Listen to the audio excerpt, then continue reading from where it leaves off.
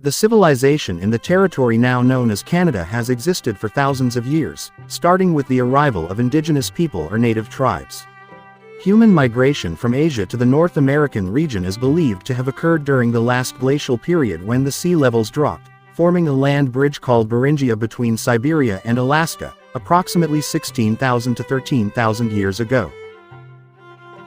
The Inuit, also known as Eskimo, inhabited the Arctic region of Canada in the north. They possessed unique knowledge of survival in harsh and cold environments, including hunting and fishing skills.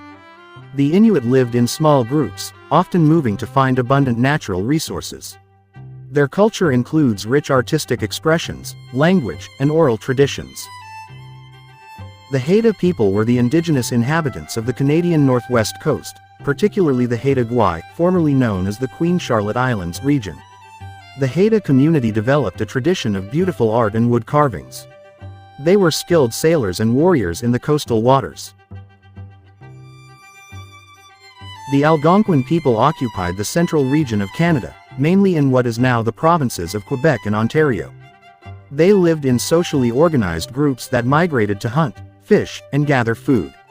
Algonquin culture was known for its oral traditions, including storytelling and ancestral myths.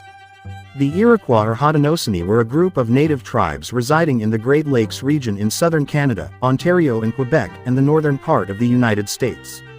They had a unique political system based on a confederation of 5 tribes: Mohawk, Oneida, Onondaga, Cayuga, and Seneca. This confederation was known as the Iroquois League, or Haudenosaunee Confederacy. The lives of these indigenous tribes were shaped by hunting, farming, and fishing activities. They relied on natural resources to survive and developed rich cultures and traditions. These tribes had unique social and religious systems, as well as diverse languages and mythologies. In later centuries, around the 11th to 14th centuries, it is believed that Nordic people from the Viking nation reached Canada, particularly Newfoundland and Labrador. However, regular contact with Europe began in the 15th century when English and French explorers first visited the region.